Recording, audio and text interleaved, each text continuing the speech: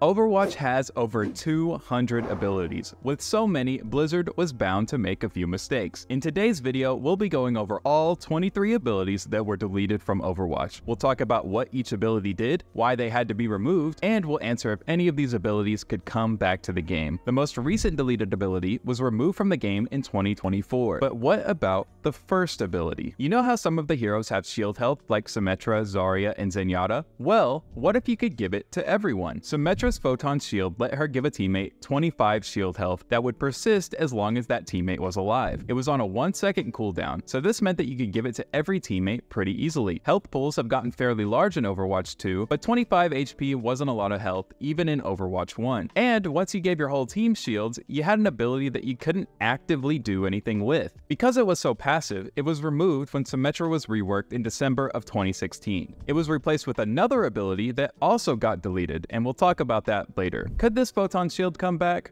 Probably not. For one, it's a balancing nightmare, and two, we probably don't want to give characters abilities that are so passive. It's just not an engaging experience for anyone involved.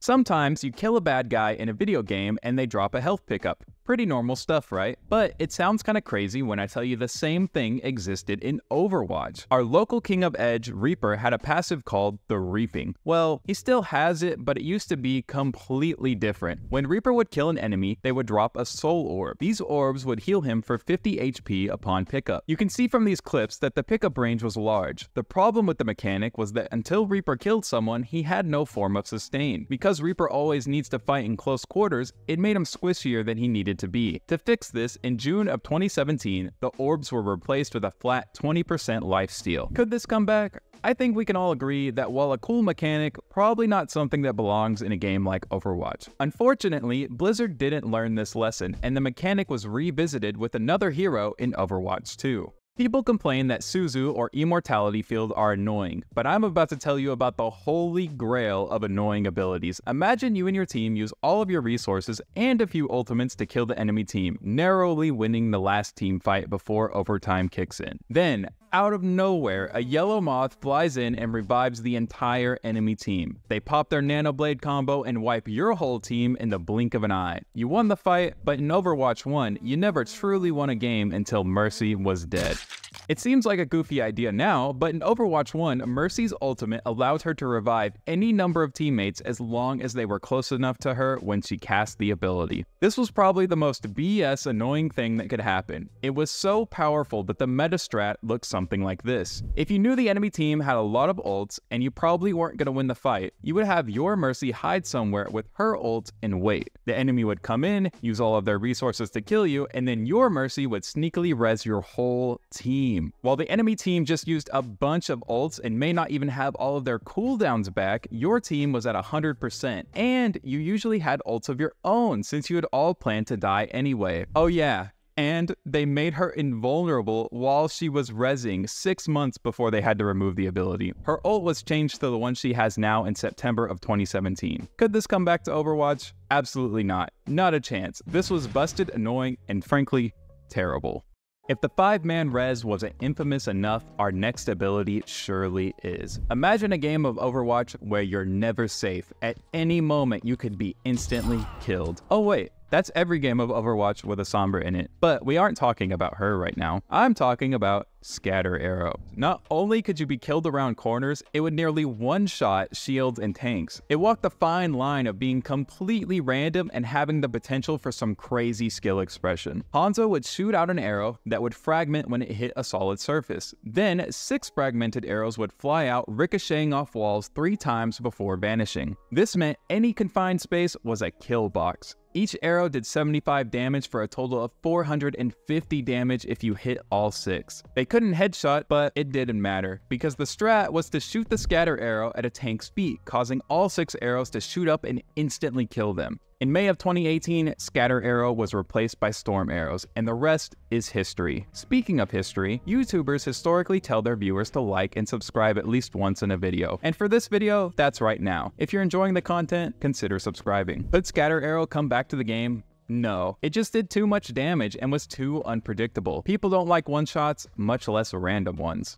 In December of 2016, Symmetra was reworked. And while this rework could be a video all on its own, it did come with the removal of 2 of her abilities. When Sim's Photon Shield was removed, she received a shield, but not just any shield. Photon Barrier was an oval shield that would move forward at a constant rate into infinity unless it hit a wall or was dealt enough damage to break it. It was sorta like Sigma's shield, but it was worse in every way. It was clunky and didn't really do the job of a shield. The whole point of a shield is that you can use it to block damage from one direction, but when the shield moves away from you, it kinda defeats the purpose. It was removed and Photon Barrier became the ultimate she has now, keeping the name but losing the ability. Could this ability come back? Yes. While it wasn't very useful, it didn't hurt the game in any way. I don't think it would necessarily be an improvement to Symmetra, but it wasn't a problem. The other ability that got removed was part of Sim's ultimate. Symmetra's teleporter used to be her ultimate, but more than that, you could choose between a teleporter or a shield generator. When Photon Barrier became her ultimate, the teleporter became the ability she has now, but the shield generator was removed entirely. The shield generator was placed similarly to the teleporter. It had a range of 50 meters, meaning any teammate within this range would get 75 shield health. This created a weird cat and mouse dynamic where Sim would try to put the shield generator in the most obscure or defensible spot on the map, and the enemy team would have to hunt it down so they weren't facing an additional 400 HP on the enemy team. Could this come back?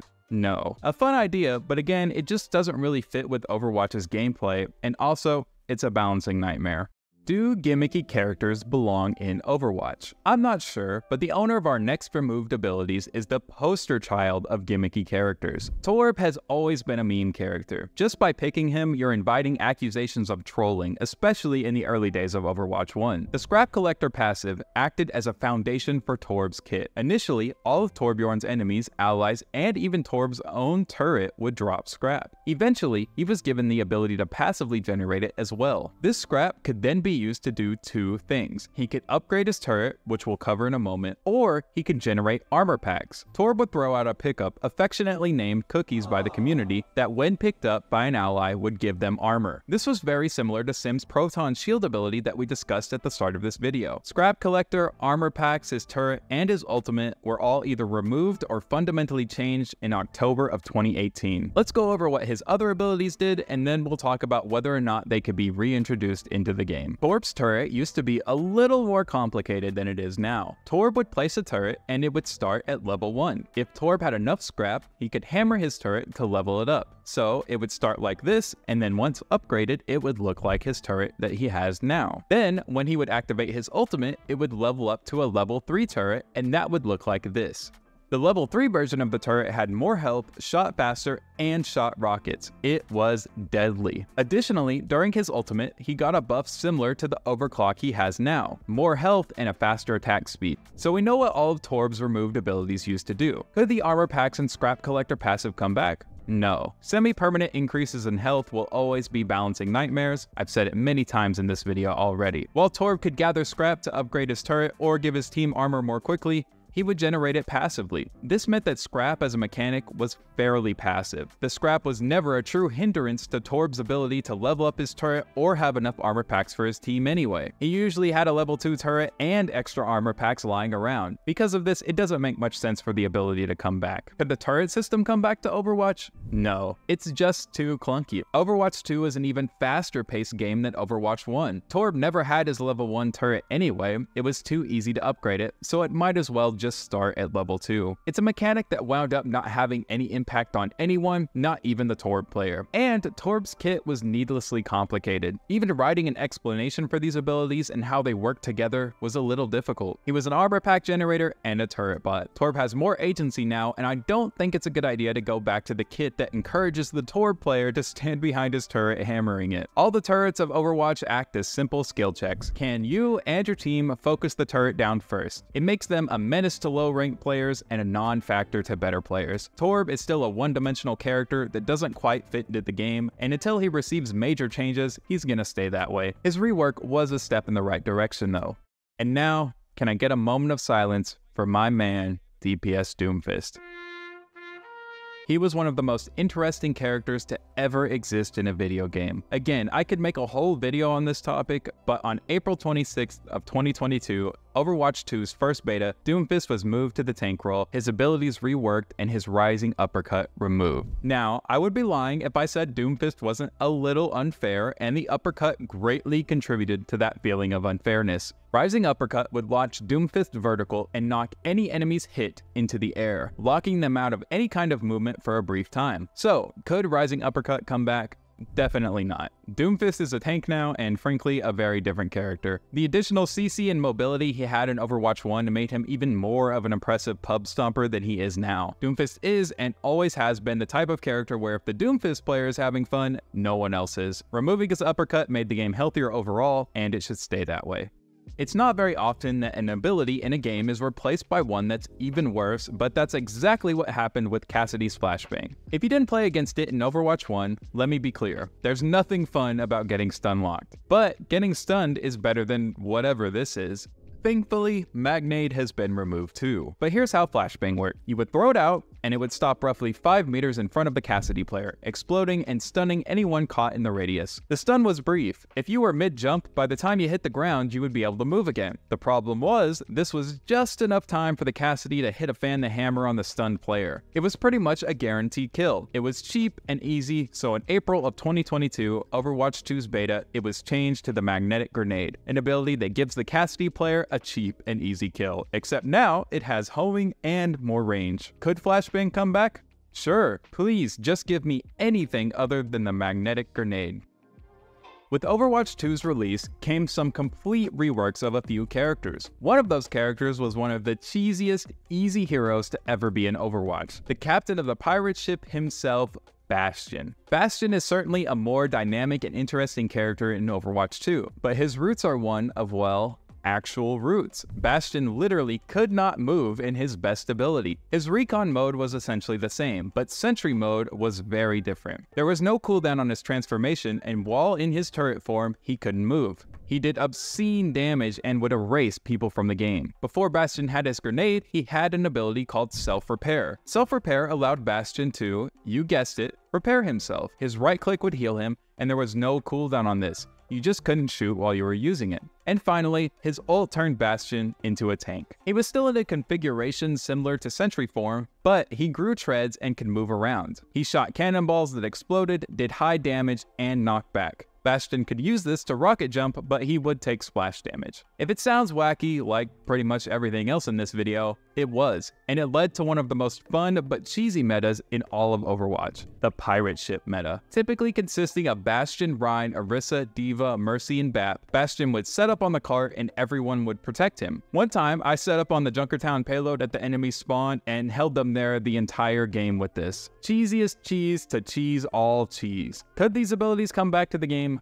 No. Even if they could, they shouldn't. Bastion is a more dynamic and fun hero in Overwatch 2. His rework was a step in the right direction for the character, and old Bastion was niche and practically useless unless your team played around him. Bastion wasn't the only hero to see a near-complete rework during the jump from Overwatch 1 to Overwatch 2. Everyone's favorite horse was given a new kit at the start of the beta in April of 2022. But we all know what Orisa does now, so what did she do in Overwatch 1? While you can use Javelin to knock people off the map, Orisa used to have an ability that was even better at getting environmental kills. Halt sent out an orb that could be reactivated. Upon reactivation, it would stop in place and then pull enemies within its radius to the center of the orb. This basically acted as a mini graviton surge, and you could pair it with other ults and abilities in a similar way. This was a really cool ability. There were some awesome plays made with it back in the day, and truthfully, I kinda miss it. Could this ability come back? It certainly could. It's not like it broke the game in any way. The real issue is that Orisa is a one-dimensional character. Her whole thing is that she doesn't die. So if Halt replaced Energy Javelin or Javelin Spin, she would need more changes to still be a functional character. An ability I would not like to see come back is Orisa's Protective Barrier. That's right, Orisa used to have a shield. It looked like this, and she would toss it out in an arc. Once it hit the ground, it would stay there until Orisa placed another one, or it took enough damage to break. Could Orisa's Protective Barrier be brought back?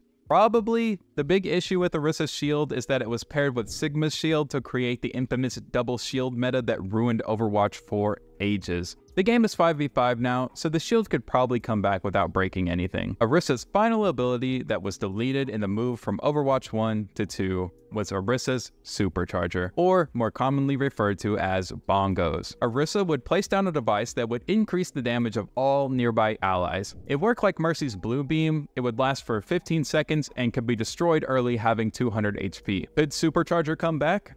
Damage boosts are dangerous in a game like Overwatch. They change breakpoints and can cause a character who is otherwise balanced to be overpowered. Supercharger could probably come back because it wasn't all that good to begin with, but it probably shouldn't. All of these abilities were replaced so that Overwatch could function in a 5v5 environment, but I don't think any of them would be too strong to bring back.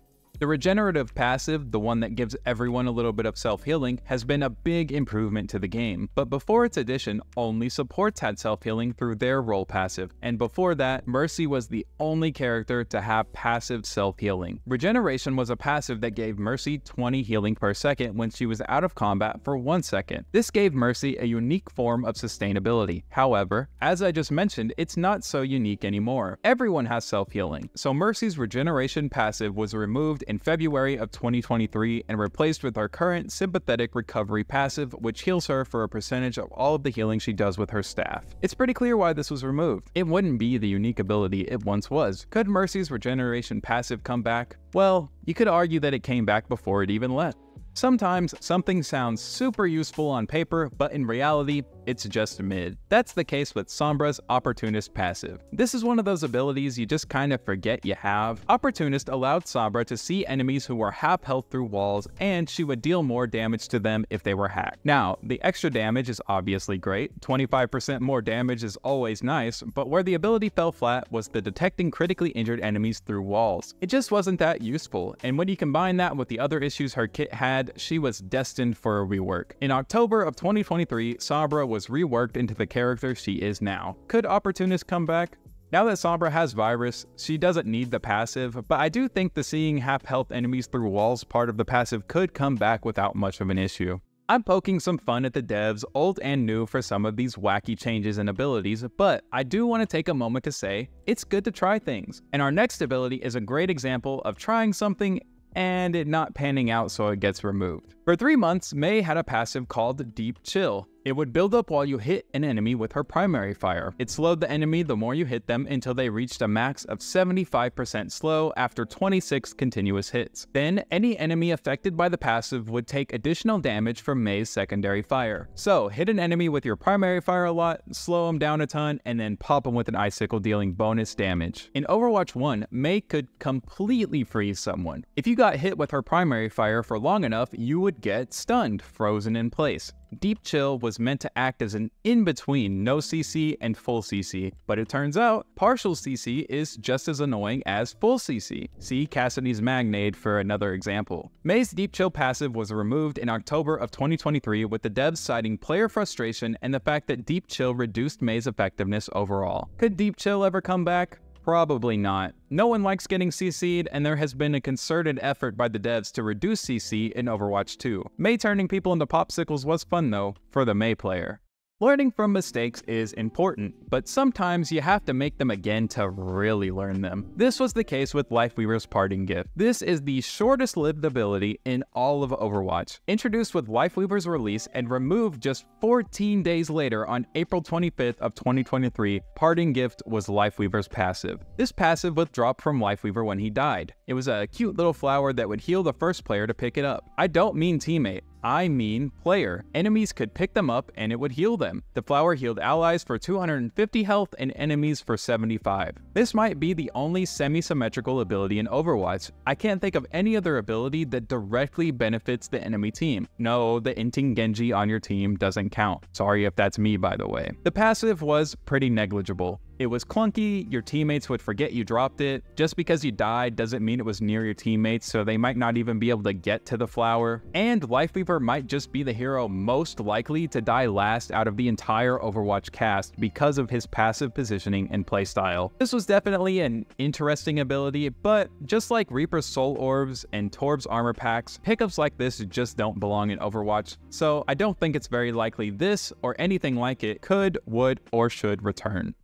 At the beginning of Overwatch 2's life, Cassidy had his flashbang removed, and it was replaced with the infamous magnetic grenade, a homing projectile that stuck to its target. Upon sticking to the target, they would be slowed and receive the hindered status effect. Hindered interrupted and prevented movement abilities from being activated. Then the nade would detonate, dealing damage. Magnetic Grenade was removed this season, Season 11. And if you've played Overwatch 2, you know why. No one likes getting stunned, but this was on another level of awful. Because it was homing, you could not get away from this thing. It feels awful to use a mobility cooldown to avoid something, and then the thing you avoided follows you, hitting you anyway. The homing/sticking combination removed most of the counterplay from this ability. It was definitely a step in the wrong direction, and I think everyone is happy it has been moved back towards what it used to be. His new grenade doesn't home and it's not sticky. It works like the old flashbang, exploding in a radius in front of him, but instead of stunning, it applies the hindered effect. I couldn't be more thankful that Magnetic Grenade was removed, just like I couldn't be more thankful for you making it to the end of this video. Blizzard has made more than a few mistakes during Overwatch's lifetime, but you shouldn't make the mistake of not subscribing. Thanks for watching, and I'll see you next time.